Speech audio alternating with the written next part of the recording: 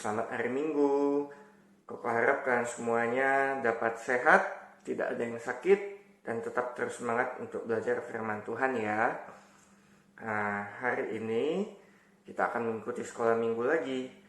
Tetapi meskipun sekolah minggunya hanya dari video aja, Koko harap kalian semua boleh tetap fokus dan serius mendengarkan firman Tuhan ya. Oke, sebelum kita mendengarkan firman Tuhan, kita berdoa dulu yuk. Kita lipat tangan kita, tutup matanya, dan kita berdoa ya. Bapa kami yang di sorga, Tuhan Yesus, terima kasih Tuhan karena Engkau masih menjagai kami dan melindungi kami ketika kami tidur kemarin malam. Tuhan, pada saat ini kami ingin mendengarkan firman-Mu. Berkati kami Tuhan, persiapkan hati kami, sehingga kami boleh mengerti firman-Mu ini. Di dalam nama-Mu Tuhan Yesus, kami berdoa dan mengucap syukur. Amin. Nah, adik-adik, Koko mau tanya nih, siapa yang di sini udah bisa baca? Ada yang bisa bernyanyi? Atau ada yang bisa mungkin membaca puisi? Atau mungkin ada yang bisa siul?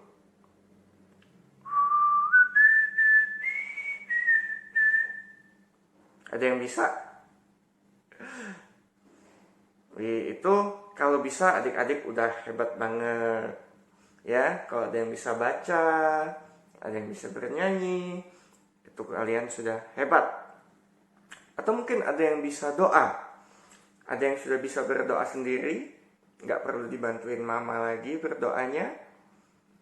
2 jempol buat kalian kalau bisa. Nah, firman Tuhan hari ini berbicara tentang Allah yang melakukan hal yang lebih luar biasa lagi. Apa ya yang kira-kira Tuhan bisa lakukan? Yuk kita dengerin firman Tuhannya. Suatu hari, Yesus dan murid-muridnya sedang berada di dalam perjalanan menuju kota Nain.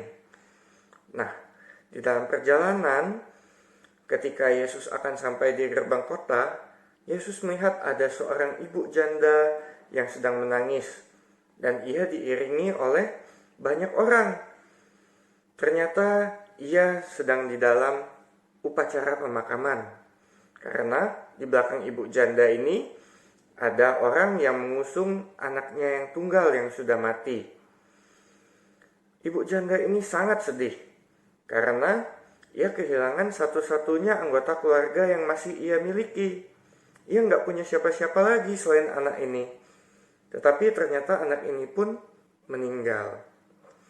Coba, kita pasti merasa sangat sedih kalau ada anggota keluarga kita yang meninggal. Rasanya pasti tidak enak. Nah, Yesus pun merasa sedih dan iba melihat ibu janda ini. Oleh karena itu, Yesus tergerak hatinya untuk menolong sang ibu janda ini. Yesus pun menghampiri peti mati yang diusung oleh orang yang ada di belakangnya, yang berisi anak ibu janda yang sudah meninggal itu. Lalu Yesus menyentuh mayat itu dan berkata, "Anak muda, aku berkata kepadamu, bangkitlah." Terus tahu nggak adik-adik? Ternyata setelah Yesus berkata seperti itu, anak ibu janda ini pun bangkit kembali. Ia hidup kembali. Ia bahkan bisa berbicara kembali dengan anggota keluarga yang lain. Ia berbicara dengan orang-orang banyak. Dan juga ia akhirnya bertemu kembali dengan ibunya. Ibu janda ini pun merasa sangat senang. Karena apa? Ia bisa bertemu lagi dengan anaknya. Ia masih memiliki satu lagi anggota keluarga yang masih bisa ia panggil anak. Nah, orang-orang banyak yang ada di sekitar itu pun melihat mujizat yang Tuhan Yesus lakukan. Dan mereka berkata, Allah pun telah menolong umatnya. Karena apa? Karena hanya Allah saja yang bisa membangkitkan orang dari mati. Coba adik-adik, bisa nggak membangkitkan orang lain yang udah mati? Pasti nggak bisa. Hanya Tuhan Allah yang bisa melakukannya. Nah, adik-adik, ada banyak hal yang nggak bisa kita lakukan. Contohnya nih, kayak Koko nggak bisa masak. Adik-adik ada yang bisa masak? Atau mungkin ada nggak yang bisa terbang tanpa naik pesawat loh ya terbangnya? Terbang langsung? Nggak bisa, Koko nggak bisa. Bahkan mungkin adakah yang bisa melakukan sama halnya seperti yang Tuhan Yesus lakukan tadi? Menghidupkan kembali orang yang udah mati. Pasti nggak bisa. Tetapi kalau Allah kita yang melakukannya, semuanya itu bisa terjadi. Sama seperti Yesus yang membangkitkan orang yang sudah mati tadi, anak ibu janda yang sudah mati tadi. Nah, oleh karena itu, berdoalah di dalam hal-hal yang tidak bisa kita lakukan. Seperti waktu ulangan mungkin, kita takut kita nggak bisa nyelesain ujian. Adik-adik harus belajar dan berdoa. Minta bantuan sama Tuhan. Pasti akan bisa mengikuti ujian dan mendapatkan nilai yang terbaik. Atau mungkin ada yang nggak bisa berenang.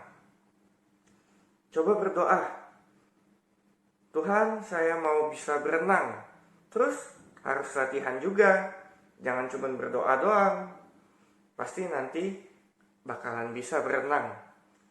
Nah adik-adik, Yesus melakukan mujizat ini untuk menunjukkan kepada banyak orang bahwa Ia merupakan Allah. Ia berkuasa atas segala hal. Sama seperti minggu lalu, diceritain Yesus menyembuhkan orang yang kena sakit kusta. Yesus bisa melakukan hal itu. Dan juga Yesus mampu untuk membangkitkan orang lain. Dan juga Yesus bahkan mampu untuk bangkit kembali setelah Ia disalibkan untuk menebus dosa-dosa kita. Yesus adalah juru selamat kita yang hidup. Oke? Nah, jangan lupa untuk berdoa, minta bantuan Tuhan untuk apa saja hal yang tidak bisa kita lakukan. Karena dengan bantuan Tuhan Yesus, semuanya itu pasti bisa dilakukan. Segini aja firman Tuhan dari Koko. Coba adik-adik jangan lupa kerjakan aktivitas muridnya dan juga coba hafal ayat hafalannya. Kalau nggak bisa dihafal, coba berdoa. Minta bantuan Tuhan. Oke? Sampai jumpa lagi minggu depan. Bye-bye.